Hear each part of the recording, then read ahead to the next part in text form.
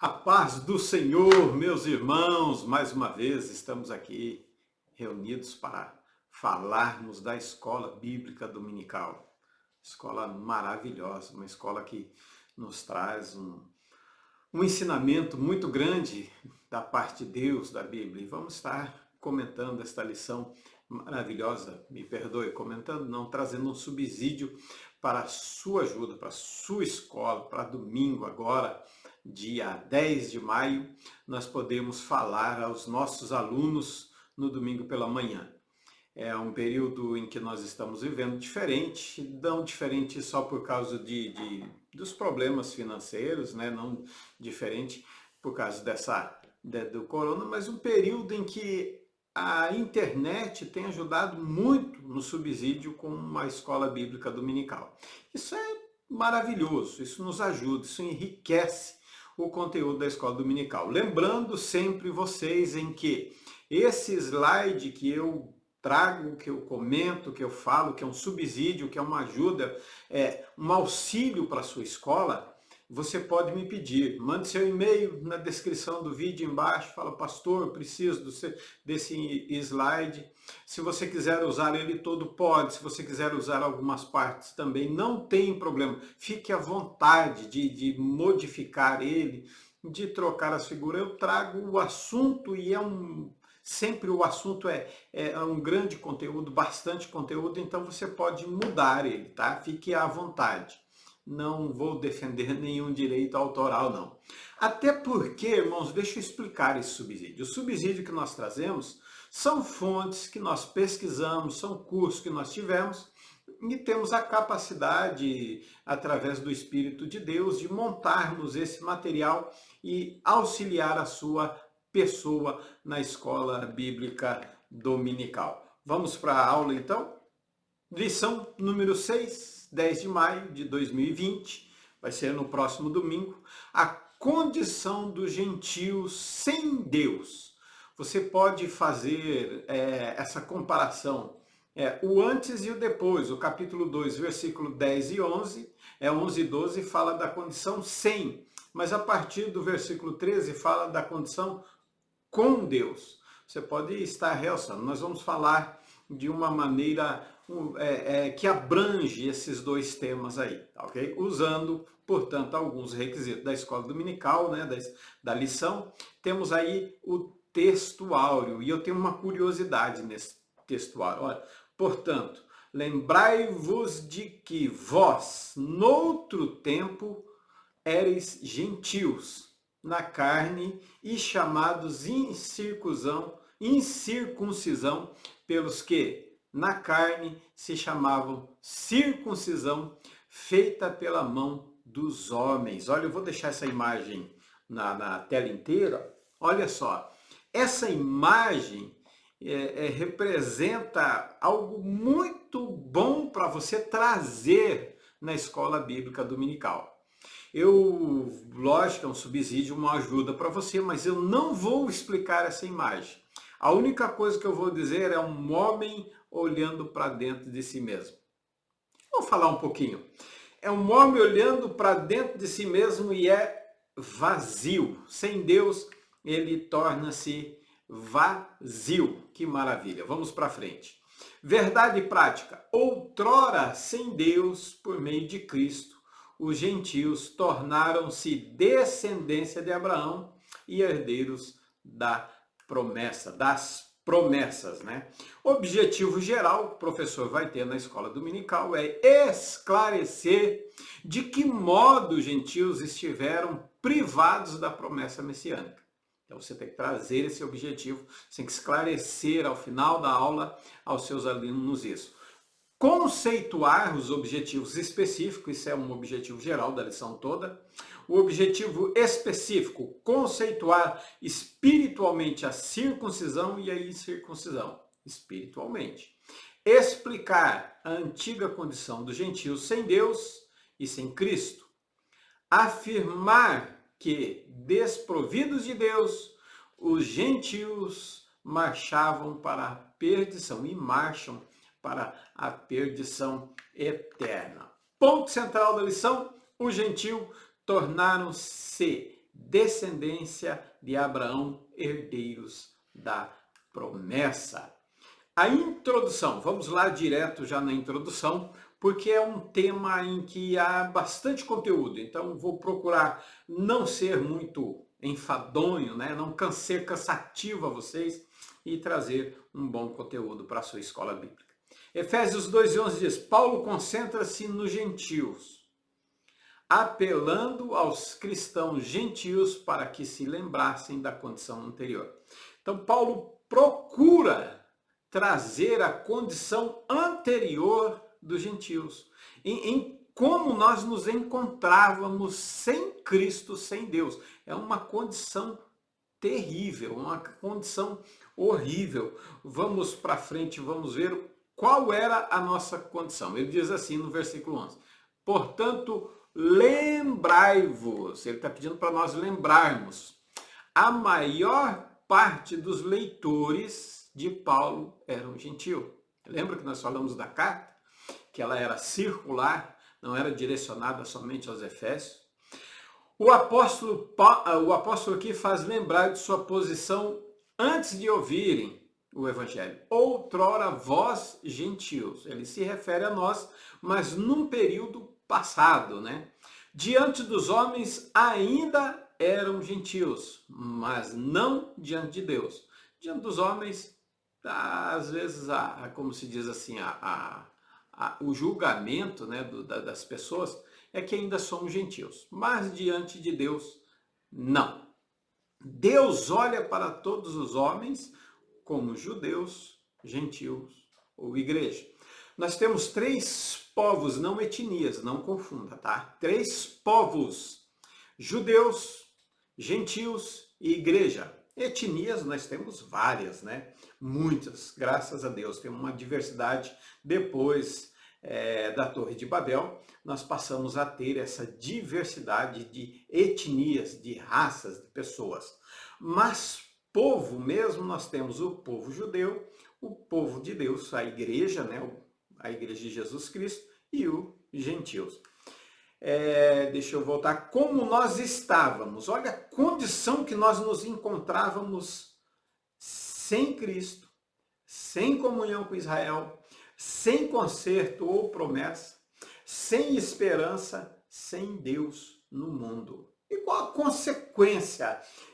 Nós vamos falar diferentemente sem comunhão com Israel, sem conserto ou promessa, sem esperança, sem Deus no mundo. Mas vamos tratar da primeira, sem Cristo. Qual que era a nossa condição sem Cristo? Nós, sem Cristo, Deus era inalcançável. Aí tem a referência bíblica. Eu não vou ler, porque senão o tempo fica pouco e eu vou ficar cansativo. Então, sem Deus, sem Cristo, Deus era inalcançável pelo homem. O homem não tinha acesso a Deus. Sem Cristo, Deus era inalterável, ele não podia mudar seus planos, pois ele era imutável, ele é imutável quanto ao destino do homem. Isso sem Cristo, mas quando vem Cristo, ele consegue mudar os planos, em vez de lançar o homem à perdição, porque não existe, não é que não tinha, não tem pecado em Deus, então ele era inalterável, né? Inapelável. Deus não aceitava nenhum advogado ou intercessor. Não existia, não, ele era a palavra dele pronto, sem Cristo. Inapreciável, Deus não podia ser avaliado nem apreciado, pois não podia ser visto. Vocês lembram lá em João capítulo 15, Jesus diz, quem me vê a mim, vê ao Pai. Sem Cristo, Deus era inacessível. Deus não podia vir ao mundo em forma de homem e conhecer as suas agruras. Sem Cristo, Deus era intangível. Sem Cristo, Deus não podia ser tocado, pois não tinha corpo humano. Ele era inaudível. Sem Cristo, Deus não podia ser ouvido, pois o som que emitia era o som da natureza e o homem, faltou o M ali, mas vamos corrigir, tinha medo da sua voz. Inconciliável, sem Cristo Deus não tinha acordo com o homem e seu juízo era imediatamente executado. era incompreensível. Sem Cristo, Deus era extremamente difícil de se compreender. Imagine só, se Pedro fala que algumas coisas que Paulo escreveu já era difícil, imagina sem um mediador entre Deus e o homem. Era incomunicável, inconcebível. Sem Cristo, Deus não podia conceber, pois necessitava de Cristo para encarnar-se e demonstrar ao homem o seu amor. Era inconsultável. Sem Cristo, Deus não podia ser consultado, a não ser por intermediários, os quais também corriam o risco de morrer. O sacerdote, se entrasse com a vida desconcertada, dentro ele tinha que fazer o quê? Primeiro um sacrifício, Levítico capítulo 8, por si mesmo, depois interceder pelo povo. Era incontrolável. Sem Cristo, Deus jamais se submeteria a qualquer forma de governo. Deus não ia aceitar. Você acha que Deus ia aceitar esses governos corruptos? Você acha que Deus ia aceitar um governo, alguém que comanda, mas que é inferior a ele? Não, somente através de Cristo é necessário, era possível esse governo humano. Incorrespondido. Sem Cristo, Deus não era retribuído pelo amor do homem. Indefinível. Sem Cristo, Deus era inexplicável por causa da sua grandeza ilimitada. Se nós analisarmos bem na nossa mente humana, nós estudamos teologia. Teologia é o estudo sobre e não de, tá? É sobre Deus, sobre as coisas que ele fez, sobre a sua criação, sobre a sua, digamos, espiritualidade, sobre tudo, mas não de. Nós não conseguimos estudar Deus, né? Literalmente falando, até espiritualmente. Então, teologia é estudo sobre Deus. Indefinível. Sem Cristo, Deus era inexplicável por causa da sua grandeza, já falei. Repetir aqui. Indelineável. Sem Cristo, Deus não tinha forma humana. Ele é espírito. Espírito não tem forma. Eu sei que nós usamos a linguagem, né, de Deus andava, a sua mão está estendida, Deus nos ouve, seus ouvidos não estão tampados, né?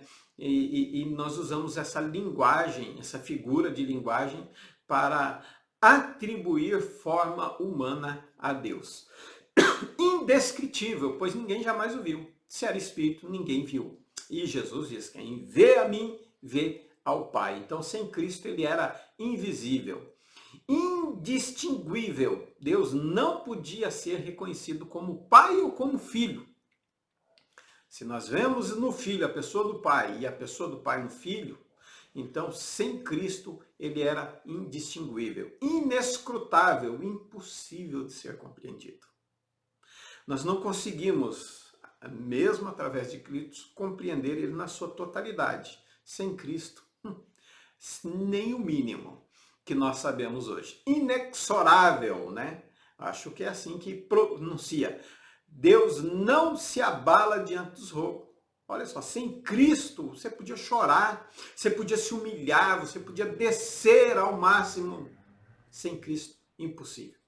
Inflexível. Sem Cristo, Deus jamais podia voltar atrás de ter tomado uma decisão. Lembra do rei Ezequias? Vai morrer. Você vai morrer. Ezequias, não lembro agora se é Ezequias, mas eu acho que é Ezequias mesmo.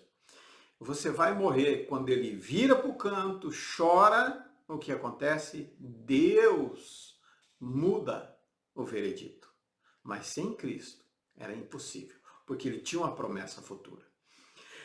Ingerminável. Sem Cristo, Deus não tinha como dar continuidade à sua natureza divina, ter novos filhos adotados, ter a sua nação e ter novos filhos, somente através de Cristo. Lembre-se que tudo isso pode ter a sua explicação tudo em Efésios capítulo 1, versículo 4.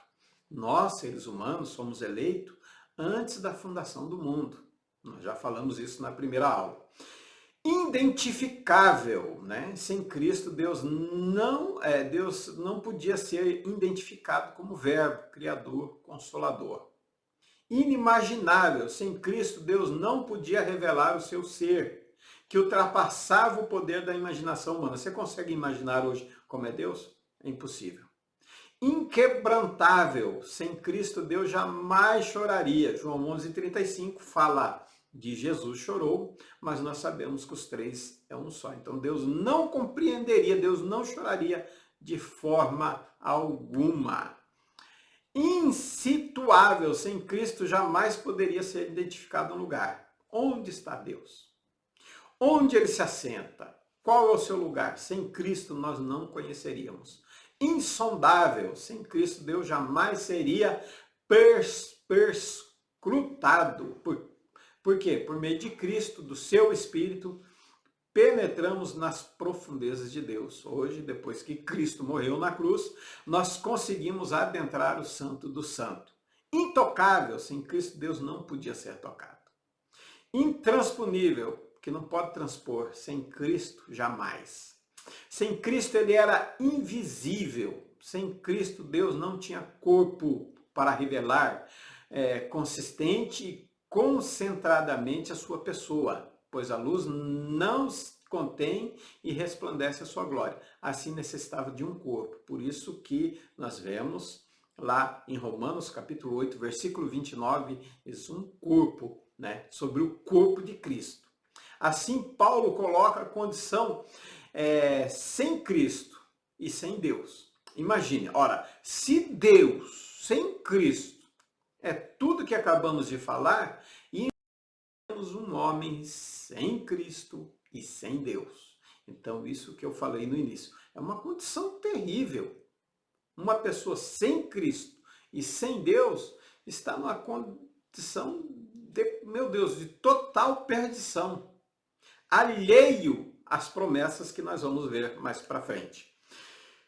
Ponto 1 da lição, chamados a incircuncisão. O conceito de circuncisão, lá na lição você vai ter uma maior explicação. Aqui eu estou dizendo sobre o circuncidado como símbolo ou sinal de aliança. Abraão e seus descendentes teriam de adotar o rito da circuncisão e obedecer rigorosamente os regulamentos, as mesmas referentes. Olha só, eles teriam que aceitar, Abraão aceitou a circuncisão, mas teria que obedecer a Deus também, rigorosamente. Para nós não é diferente, você vai ver como que funciona. Assim apresentaria aos povos vizinhos um lembrete perpétuo da dedicação e completa sujeição a Deus, a Jeová.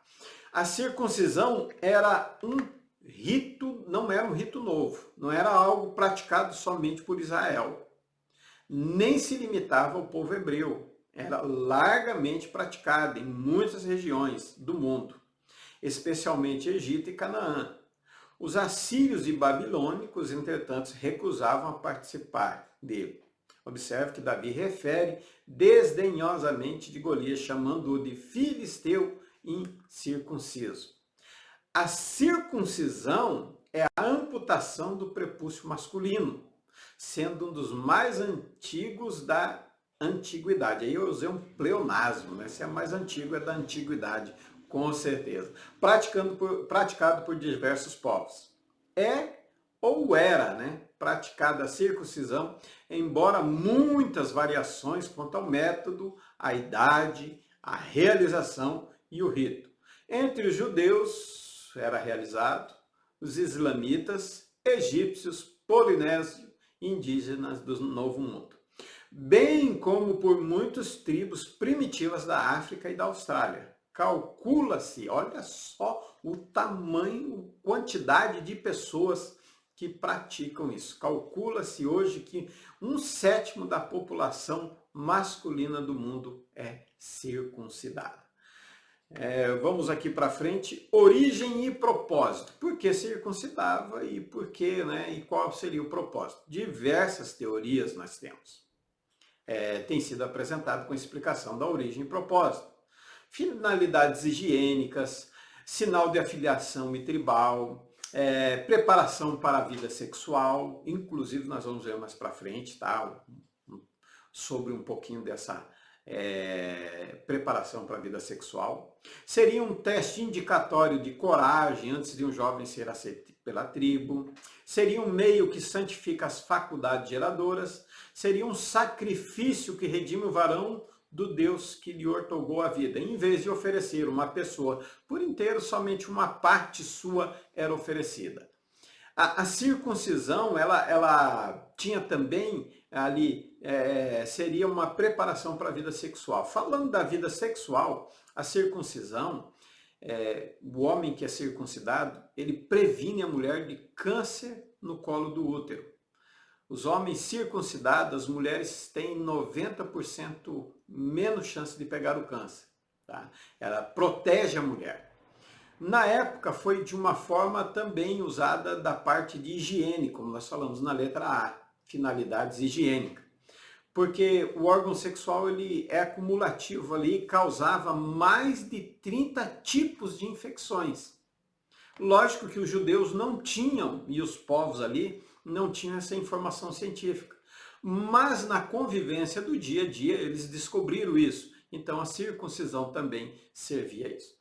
Mas a circuncisão, como pacto com Abraão, Deus ordenou que selasse a aliança, né, entre eles, como símbolo ou sinal da circuncisão, era diferente. Isso seria para sempre o sinal externo e visível de um relacionamento interior e invisível. Mas externo e visível somente para quem fazia. E olha a diferença dessas de A a F que eu coloquei aí. Toda criança do sexo masculino da casa de Abraão tinha que experimentar esse divinamente ordenado ritual no 8º dia após o nascimento. Então, se era o 8º dia, lógico que não tinha finalidades higiênicas, muito menos filiação tribal. De certa forma, isso seria um sinal, né, de afiliação tribal ao povo judeu. Seria uma preparação, não seria, no caso do povo judeu, uma preparação para a vida sexual. Muito menos de coragem, muito menos de faculdades geradoras e muito menos um sacrifício. Seria um pacto com Abraão, uma aliança, um propósito entre Deus e o homem para uma santificação. Para os judeus, a circuncisão é um dos mais importantes dos seus 613 mandamentos. Geralmente é interpretado como sinal de pacto entre Deus e o homem, entre Deus e a nação de Israel, exclusivamente falando. E, por conseguinte, indispensável, tá? É indispensável como sinal característico de que alguém pertence à mesma. Quer dizer, só pertence à nação de Israel, não é por ser judeu somente, ele tinha que praticar a circuncisão. Não era somente nascer, ele tinha que praticar, ele tinha que fazer esse pacto. E até hoje os judeus, os israelitas, né, os israelitas fazem a circuncisão ao 8º dia. O significado religioso da circuncisão. A aliança se baseava sobre o fato de realizar da redenção do Egito, uma redenção que Israel recebera pela fé. Olhe bem essa frase.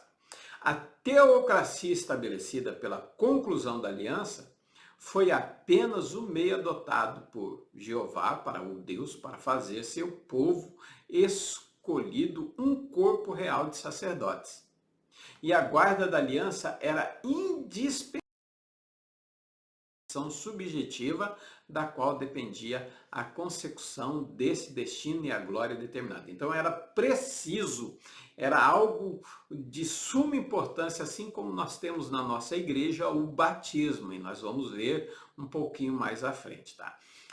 Devemos também nos lembrar que a lei não anulou a aliança feita com Abraão.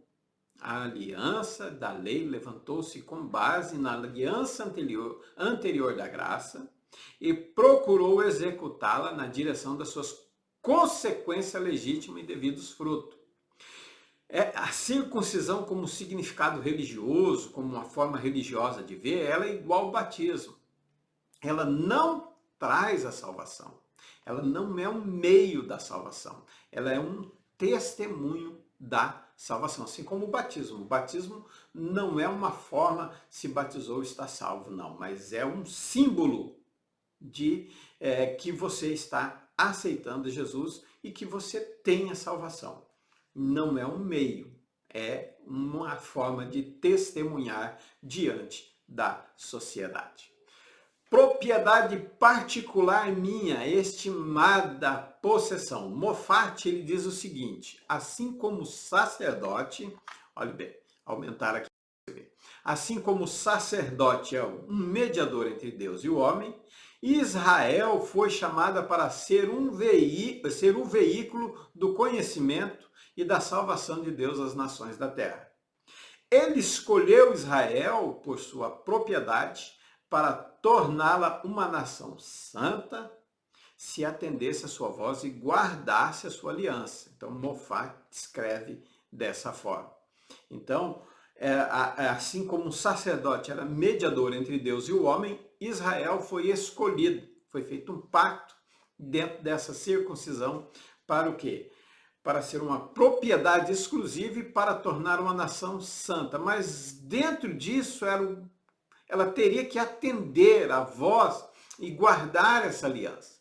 Da mesma forma, conosco hoje é cobrado para nós atendermos, não só nos batizarmos, mas para nós seguirmos a Cristo, para negarmos a nós mesmos, tomar a nossa cruz a cada dia e seguirmos a Cristo. O povo de Israel, sem dúvida, não percebeu na implicação do seu voto. Esse aí foi difícil. Tudo que o Senhor falou, faremos. É um sacrifício, né? Assim, como também Cristo, não compreendendo tudo que está vinculado ao ato dele, se apresenta como um sacrifício vivo a Deus. Romanos capítulo 12. Em ambos os casos, né, tanto dos judeus, lá em Êxodo, que eles falam 33, que eles falam, não, tudo, Êxodo 19, quando é para subir ao monte, não, tudo que o Senhor falar, nós faremos. Em ambos os casos há uma reação de fé, assim como o nosso sacrifício vivo, um culto racional. Às vezes nós falamos as coisas, não, eu vou fazer a vontade de Deus, eu vou andar nos caminhos de Deus, assim como o povo de Israel fez. E era como se diz assim, um pacto entre duas pessoas, então era necessário o cumprimento tanto de uma parte quanto da outra, o que realmente não aconteceu, né? A circuncisão de coração, mesmo nós fazendo, não é exterior nem o visível. Não é fiel aquele que publicamente expõe, se declara ou se mostra santo, mas aquele que fecha a porta do seu quarto e se humilha diante do Pai, de seu Pai Celestial. Então, aqui eles estão dizendo assim, ó, Paulo expõe os que publicamente se exaltam. Mostra o que há dentro dos seus sepulcros caiados. Declara que a cal, que é feito o túmulo lá, tão efêmera, temporária, passageira, festeira, e eu tenho que colocar politiqueira, não serve por muito tempo. Então esse relacionamento efêmero, em que eu declaro, em que eu falo que eu sou santo, em que eu sou isso, eu sou ungido, eu sou, enfim, não é esse tipo de relacionamento, não é o exterior. A circuncisão de coração, diferente da feita na carne, mas a mesma feita na carne, ela não é uma coisa a ser exposta, a ser declarada por ti, mas é de ser testemunhada, é de viver em santidade. Santificação, testemunho de Cristo para a nossa vida. Santidade é o testemunho da nossa vida, tanto para os que estão dentro da igreja quanto os que estão de fora. Então, a circuncisão de coração não é exterior nem visível, que eu posso te falar alguma coisa. Mas os meus atos, a minha condição, a minha vivência, o meu falar, o meu agir, o meu sentar, o meu levantar, ela vai me expor, ela vai denunciar publicamente realmente quem eu sou. Então, indiferente da circuncisão, tudo que o Senhor falou faremos. Indiferente dessa circuncisão feita no pacto de Abraão, como a circuncisão de coração, ela precisa ser dosada, ela precisa ser seguida, vivida com obediência aos mandamentos, aos caminhos de Cristo. O galardão da postura ética e das motivações de nossa conduta é a honra dada por Deus, que vê a nossa conduta interior privada, sem testemunho. Eu mostro que eu tenho uma circuncisão de coração quando eu adoro a Deus no oculto, quando eu faço as coisas, como diz lá em Mateus capítulo 6, o que é a tua mão direita, quando você der a oferta, não toque trombeta, não saia falando. Isso é um exemplo. Quando você o que a tua mão direita dê, que a esquerda não saiba. Então, Deus vai nos galardoar da nossa postura ética do interior, porque não adianta eu dar para dizer que faço. Eu tenho que ter essa circuncisão no coração. Faço-me judeu quando sou irrepreensível diante de mim mesmo. Quando não tenho a quem mostrar o quanto sou santo, senão a mim mesmo e ao meu Deus.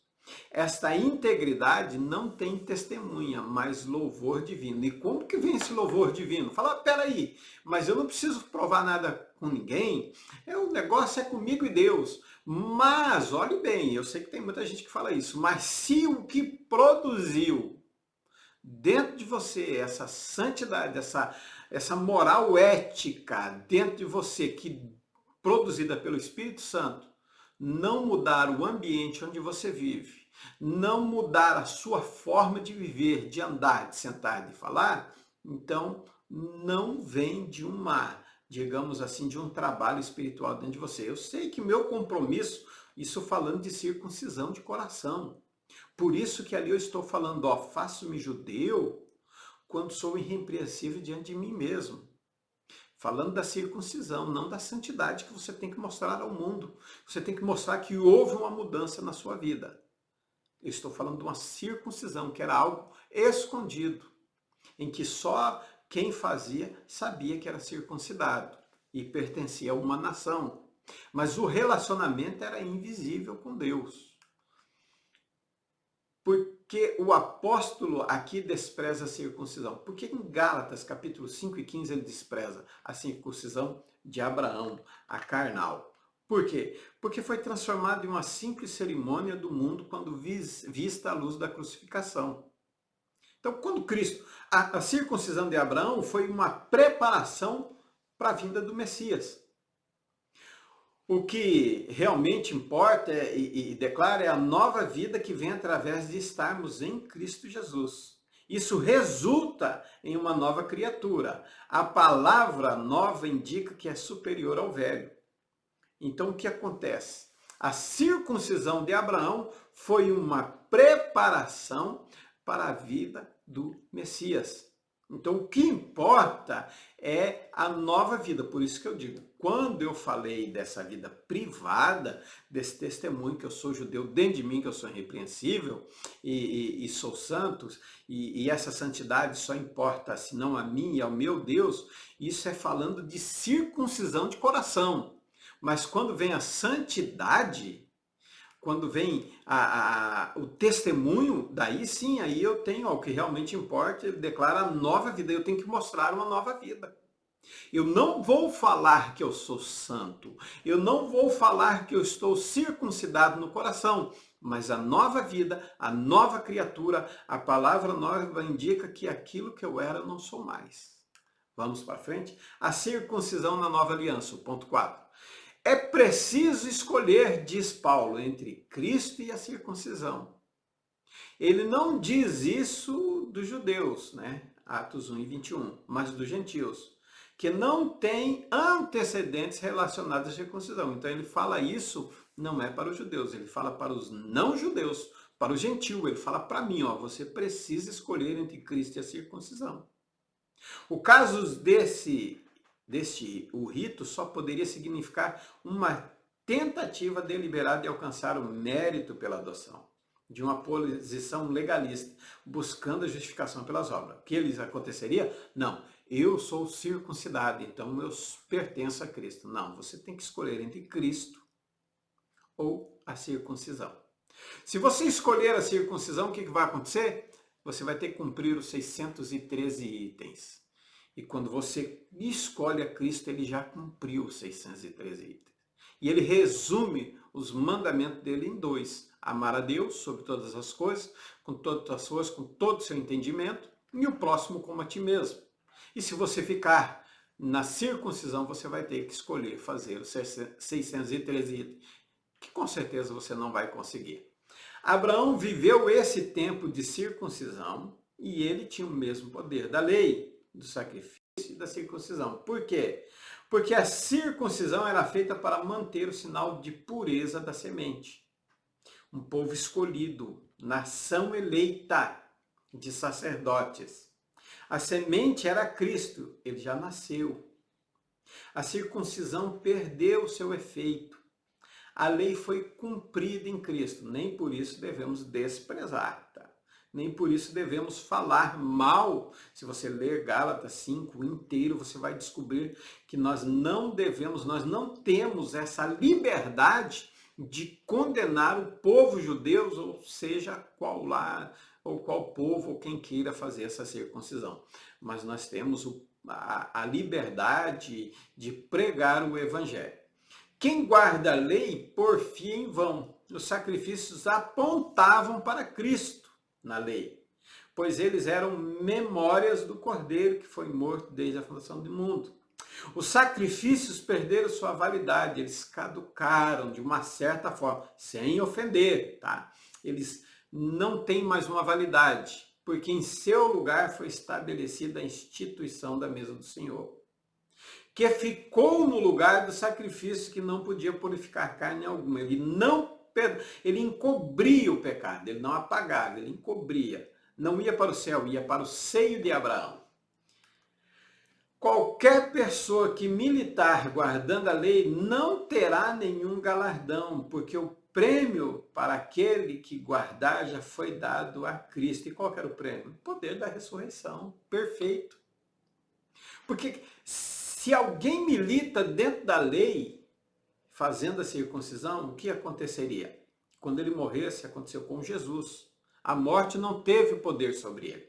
A morte não triunfou sobre ele. Então, o que acontece?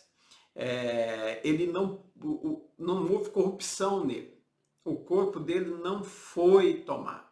E o que aconteceu? Ele teve o poder de ressuscitar, ele teve o poder sobre a morte. Então, esse prêmio de militar na lei, de guardar, o galardão já foi dado. Então, você não vai receber esse galardão.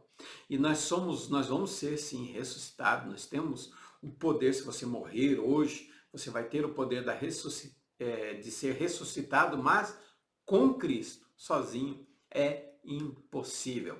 A circuncisão apontava para o nascimento da semente. Era um sinal de purificação e separação de uma nação selada, que esperava a vinda da semente.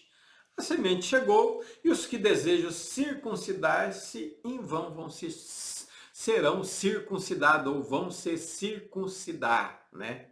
Então é em vão, a semente já nasceu, já veio, tá? E quanto a isso, olhe bem que interessante essa parte aqui, né? Nós estávamos alheios, nós éramos estranhos ao conceito da promessa, do ponto 2, uma vida sem Cristo. Nós falamos lá no começo, uma vida sem Cristo, e mostramos tudo o que acontece, Deus sem Cristo. Imagine nós sem Deus e sem Cristo na introdução. Separados da comunidade de Israel. No Velho Testamento, Deus tinha um convênio com a nação de Israel e governava esse estado diretamente. Aqueles que não eram judeus eram estrangeiros, eram alienígenas, né? Eram estranhos, eles não tinham direito. Mas Cristo vem, nós estávamos longe de Cristo, nós estávamos longe da cruz, nós estávamos alheios, estranhamente. Não tendo esperança sem Deus, só podiam tomar conhecimento do convênio e das promessas do Senhor através de quem? De Israel. Por isso nós não podemos de forma nenhuma condenarmos a Israel por não aceitar Cristo, por não querer Cristo. Eu sei que a salvação, se eles aceitassem Cristo quando ele veio, a salvação ia vir de alguma forma para nós, mas não dessa forma que veio, tá? O que os gentios eram? O comentarista do Warbsen relata que os gentios eram estrangeiros e não o povo de Deus. Eles eram estranhos, não tinham esperança, nem a verdade de Deus no mundo. Os judeus gozavam de uma posição de grande privilégio. Já os gentios apenas um estrangeiro. Para poder adorar o verdadeiro Deus, tinham que se converter ao judaísmo, como fizeram, por exemplo, Raabe e Ruth, e se fosse homem, tinha que fazer o quê? A circuncisão. O problema dos gentios, em particular, era a distância que eles estavam entre Deus e suas bênçãos, ao mesmo tempo que os pecadores, em geral, era a morte espiritual. Então, era a separação de Deus. Nós não conseguíamos ver Deus, nós éramos separados. Os judeus chamam os gentios de incircuncisos. Isso queria dizer que não traziam na sua carne o sinal físico que distinguia os israelitas como povo de Deus. Então era estranho, eles eram incircuncisos, não traziam o sinal de que pertenciam a Deus. Por isso, quando se tornavam judeus, tinham que praticar a circuncisão. Lembra em Gênesis capítulo 34, quando a filha de Jacó, o príncipe de Siquém violenta ela e os seus irmãos Simeão e Levi falam, não, mas para vocês fazerem parte da nossa família, vocês têm que ser circuncidados. Tá? E o que acontece? Eles dão aquele golpe todo e acabam com todos os homens ficando com as mulheres e com os filhos. As palavras incircunciso e incircuncisão eram os termos de desprezo étnico semelhante àqueles usados hoje em dia para referir a nacionalidade que os homens menosprezam. A força dessa palavra pode ser sentida na frase, como falamos, de Davi, falou a Golias. Quem, pois, esse incircunciso filisteu? Quem é, pois, esse incircunciso filisteu para afrontar o exército do Deus vivo? Separados da comunidade de Israel, ainda eles separados, a qual não pertenciam, estavam alheios, desconhecidos a comunhão, não tinham privilégio, não eram filhos, não eram verdadeiramente chamados povo de Deus. E até hoje nós não somos o povo de Deus, nós somos a noiva de Cristo, nós somos a igreja de Cristo. Nós somos filhos por adoção, por eleição. Indo para frente, a palavra usada para separados é a mesma usada em Efésios 4:18 e Colossenses 1:21, para descrever a separação feita pelo pecado entre homem e Deus. Apesar de qualquer propósito que tenha sido expresso por Deus para com os gentios no Antigo Testamento, na realidade permaneciam quase que totalmente alheios aos privilégios espirituais de Israel. A verdade é que os judeus realmente admitiam como prosélitos, mas a maneira de entrar era difícil, não era fácil ser judeu. Em particular, eles, era estranha a aliança da promessa, nós éramos muito estranhos, nós não tínhamos promessa nenhuma, nós não tínhamos esperança nenhuma. A promessa, a esperança, as bênçãos eram para os judeus. A promessa do Messias estava envolvida, assim, na aliança de Abraão, dos patriarcas, com Moisés e tudo, mas nós não tínhamos esperança, porque todo esse processo da circuncisão, de aliança, de pacto, foi feita com Abraão e, através disso, estendida a uma nação exclusiva e escolhida por Deus, não a nós. Nós estávamos estranhamente alheios, As alianças trouxeram a Israel uma relação especial de graça com Deus. E assim a esperança de uma libertação e da glória futura que seria deles. Mas até este ponto, os gentios não tinham sido incluídos nessas alianças, de maneira que permanecia um povo sem esperança. Então, até aquele ponto lá, os gentios estavam fora do propósito, não do propósito divino, mas fora do pacto divino feito com Abraão. Eles não apenas estavam sem esperança, que Israel possuía, como também sem qualquer outra esperança real. Quer dizer, não tinha nenhum caminho, tá? Perdido mesmo. Totalmente, podemos chamar uma alienígena, totalmente fora do propósito. Uma característica bem evidente do mundo do gentio é o tempo que Jesus veio. Eles não tinham qualquer expectativa quanto ao futuro, nenhuma certeza. Olhe bem, irmãos, nós não tínhamos nenhuma certeza da nossa vida futura. Vamos ver aqui, ainda alienados, né, Opa, apertei errado aqui. Finalmente, Paulo diz que eles estavam sem Deus. A palavra grega aqui é ateoi. Não significa que eles recusaram, não era uma recusa de crer em Deus. Que fossem abandonados por Deus, ou que fossem ímpios em sua conduta. E sim que não possuíam conhecimento verdadeiro. Por isso que Jesus vem e diz, conhecereis a verdade e a verdade vos libertará. Nós estávamos presos dentro de um casulo chamado desesperança. Em inúmeros casos possuía muitos objetos de culto, sim, muitos deuses, muitos senhores, muitos caminhos, mas estranhamente nós desconhecíamos. Hoje, logicamente, existe um conhecimento melhor, mas o gentio desconhecia Deus. Não era tanto por abandono, por se recusar a crer, ou porque era um ímpio, e sim porque não tinham conhecimento verdadeiro de Deus. Tá? Todos, tanto gentios como judeus, são bem recebidos na família de Deus mediante a fé. Já através do batismo, como falamos, leva uma pessoa a desfrutar da comunhão da igreja. E o batismo é como a circuncisão de coração. Então, quando nós batizamos, nós declaramos a Cristo, nós testemunhamos que fazemos parte da família de Deus. Nós começamos a desfrutar da comunhão com o corpo de Cristo. Ser separado pelo Espírito para viver em união com Cristo e seu corpo.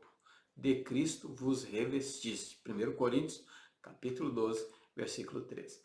O Senhor Jesus se torna o segredo, a esfera da nova vida que é praticado com os outros crentes. Sois um em Cristo Jesus. Através do batismo, através da aceitação pela fé. Uma filiação com Deus, envolve a fraternidade com Cristo. Surge um novo homem nele, em Cristo. As costumeiras distinções e divisões da vida desaparecem nesse relacionamento. Estar em Cristo Jesus, pertencendo, faz-nos parte dos descendentes de Abraão. Por atenção, claro, somos filhos adotivos. Filiação faz do crente também um herdeiro. Se somos adotados, somos co-herdeiros com Cristo, Romanos 8 e 17. Essa é uma realidade que nós vivíamos sem esperança e sem Deus, desprovidos de esperança.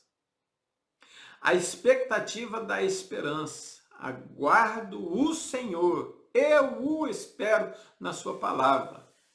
O senso de expectativa está fortemente enfatizado pelas repetições da frase. Todo seu ser, quer dizer, toda a sua alma do orador está ocupado na espera diligente. Ele espera no Senhor, como um sentinela sobre os muros. Aguarda o alívio da sua substituição matinal.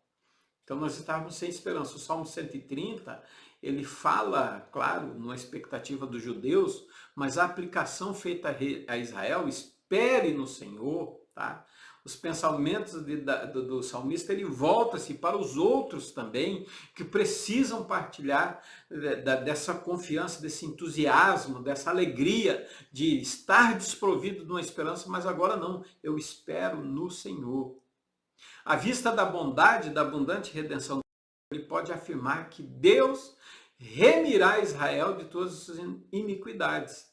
E nós, por filho de adoção, também seremos remidos dos nossos pecados, da nossa iniquidade. Então, o pensamento do salmista é concernente a Israel, mas ele também apresenta, ele volta-se a um grupo que precisa partilhar desta confiança, esperar no Senhor.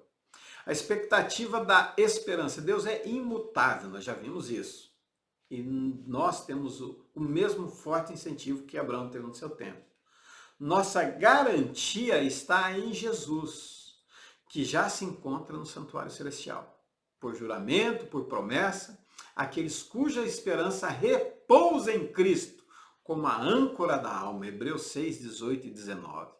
Cristo é a nossa âncora, onde a gente sente firmeza, onde a gente para, onde a gente se afirma na presença dele, desprovido de uma esperança. Agora eu espero no Senhor, agora esse Senhor já fez o sacrifício, agora esse Senhor está no tabernáculo celestial, então eu me sinto ancorado, eu me sinto amparado com essa circuncisão de coração. Eu vejo em Cristo a minha âncora, a âncora da minha alma, da minha salvação.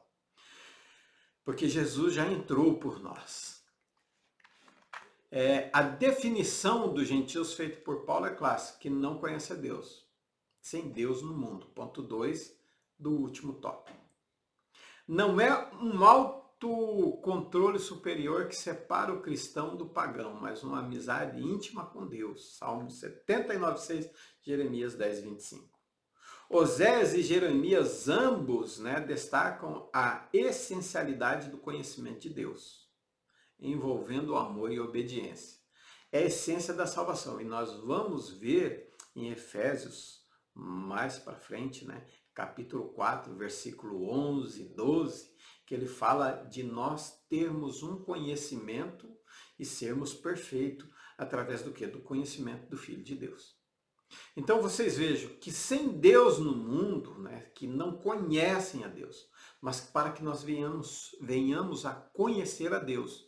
Osés 4,6 diz, o meu povo perece por falta de conhecimento. 6,6, conheçamos e prossigamos em conhecer a Deus. Então não é uma coisa assim, um autocontrole superior que separa o cristão do pagão. Não, mas o que junta, o que não tenha, o que causa essa separação, é essa amizade íntima que nós não temos com Deus. Esse relacionamento de conhecer Ele dia após dia. Que Deus abençoe você em Cristo Jesus. Que Deus abençoe a sua aula domingo. Que Deus te prepare espiritualmente, fisicamente, para você dar uma boa aula domingo. Foi um tempo grande aqui, 50 minutos de aula bem, mas assistem 2 vezes, tá? Deus abençoe a sua vida. Vamos nos preparar para a próxima aula, aula de número 7. Cristo é a nossa reconciliação. Vamos estar trazendo um subsídio também dessa aula. Que Deus abençoe a sua vida, que Deus possa grandemente abençoar a sua aula domingo. Fique na paz do Senhor Jesus. Até a próxima, se assim Ele nos permitir. Deus abençoe você e sua família.